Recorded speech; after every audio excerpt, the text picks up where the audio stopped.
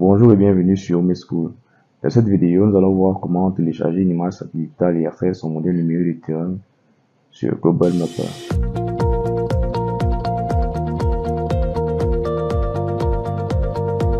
Pour cette opération, nous aurons besoin d'une connexion Internet stable, soit par Wi-Fi, soit par câble Ethernet.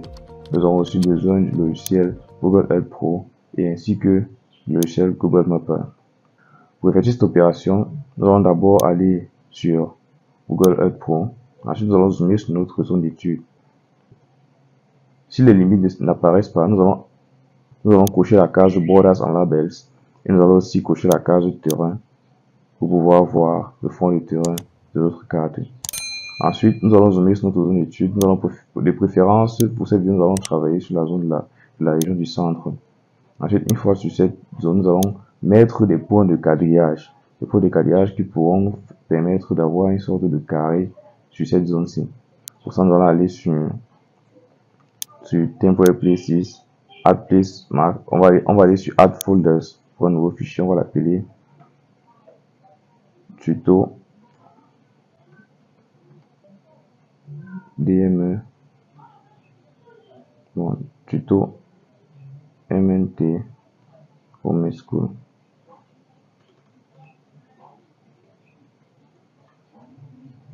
On va tirer de 8.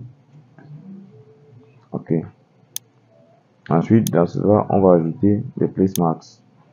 On va déplacer nos points tout au long de la zone. On va appeler P1, P1. On va mettre P2.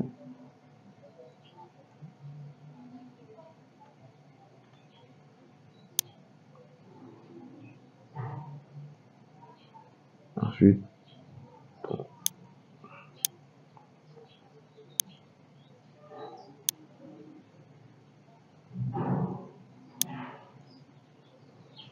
P3.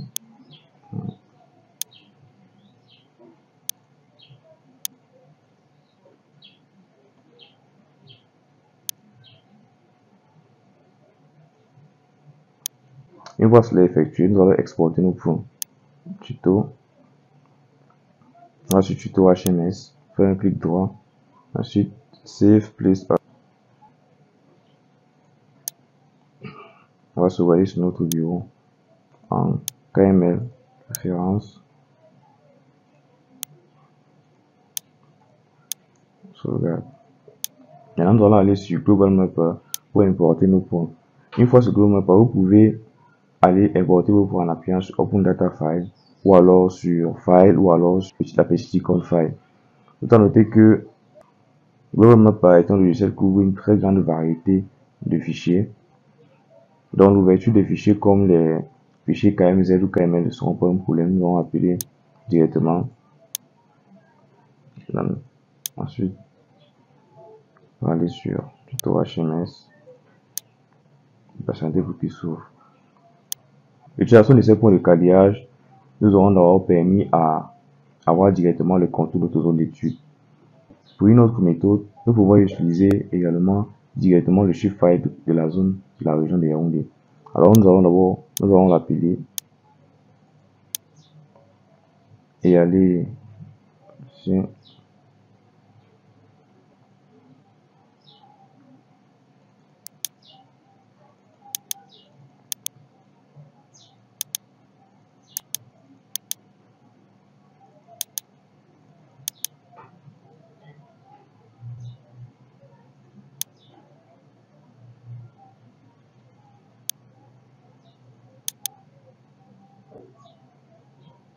nous allons prendre le centre TF et voilà notre shift-file de la région du centre qui est affiché.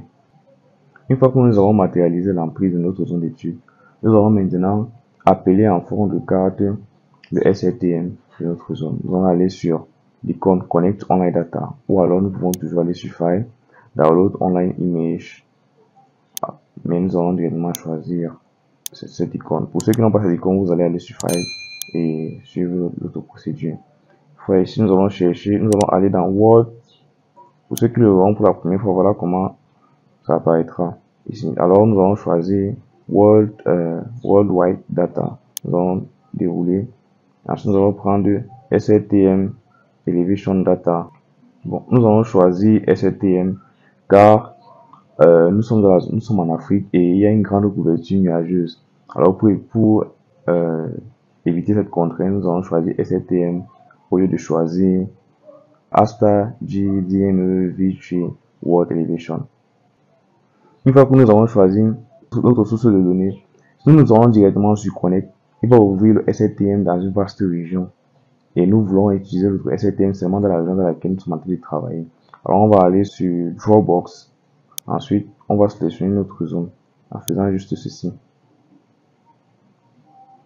Alors vous vous rendez compte que si nous avions importé les points, nous allions juste faire notre carré au contour de nos points. Et si nous avions importé juste le shapefile, alors on pourrait toujours le faire juste autour du shapefile. Donc les deux méthodes sont utilisables par différents utilisateurs en fonction de vos préférences. On va appuyer sur OK. Après avoir appuyé sur OK, nous allons partir sur Displaying Option au niveau de Resampling Method. Nous allons choisir l'une de ces méthodes. Nous allons choisir Bicubic Interpolation car c'est la meilleure option qui nous est proposée. Avec Bicubic Interpolation, le logiciel va pouvoir générer des élévations de 16 points autour de lui en partant d'un point centré. Nous allons choisir Bicubic Interpolation qui va déterminer l'élévation d'un point centré par rapport à 16 points de son voisinage. Contrairement à Bilinear Interpolation qui va le faire à partir de 4 points et Nearest Neighbor qui va le faire à partir du point le plus proche. Alors on choisit Bicubic Interpolation. Ensuite, on appuie juste sur Connect.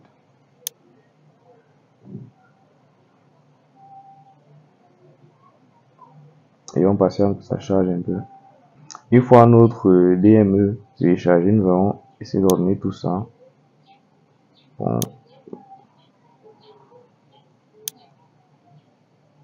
Voilà. Maintenant que nous avons notre modèle numérique de terrain, nous pouvons exporter notre travail pour pouvoir l'utiliser sur d'autres logiciels de SIG comme ArcGIS ou QGIS. Ensuite, nous allons d'abord nous assurer que notre modèle numérique de terrain est dans un bon système de projection. Nous allons aller sur Tools, ensuite sur Tools, ensuite sur Configure. Après, on va choisir Projection. Dans Projection, on va se rassurer de prendre la projection UTM. Comme vous voyez par défaut, c'était géographique, latitude, longitude. Choisir UTM. Puis on appuie sur Apply. Puis OK. Donc maintenant, nous pouvons exporter notre travail sans toutefois avoir peur que nos données soient dans un mauvais système de coordonnées. On va aller sur File. Ensuite, on va chercher Export. Ensuite, on va chercher Export Elevation Grid Format. On va chercher Export Elevation Grid Format. Ensuite, on va choisir le format GeoTIFF. On peut chercher en appuyant directement sur GeoTIFF. On appuie sur OK. Donc, ensuite, lorsque cette fenêtre s'ouvre, nous nous rendons compte au niveau de Sample Spacing, notre DM a été échantillonné à 38 mètres en axis et en ordonnée. Nous pouvons modifier ceci et mettre ça à 35 là. Ensuite, on se rassure d'aller sur Sampling et choisir Bicubic Interpolation. Plus votre zone d'étude est grande, plus il va être difficile d'exporter votre DME. Pour ceux qui ont ce problème-là, vous pouvez vraiment venir sur Export Bonds et venir sur Drawbox. Nous voilà dans Drawbox. Je peux facilement réduire ma zone pour pouvoir utiliser, mais là je ne vais pas réduire vu que je me sens confortable à utiliser pour toute la zone du centre. Ensuite, on clique sur OK. Là, on peut l'exporter sur notre bureau directement et le renommer plutôt MNT HMS. Ensuite, on appuie sur Save et on patiente pour le téléchargement. Pour ceux qui ont des problèmes de téléchargement, il serait préférable d'avoir une très bonne machine ou alors de vous rassurer de prendre une zone assez petite pour pouvoir effectuer un meilleur téléchargement. Et la qualité de téléchargement va dépendre également de votre connexion Internet. Notre fichier TIFF a été téléchargé avec succès malgré quelques difficultés. C'est tout pour cette vidéo. Dans la prochaine vidéo, nous allons voir comment exploiter les données de notre modèle numérique d'Ethereum pour pouvoir ressortir des bassins versants, des courbes de niveau et des réseaux hydrographiques.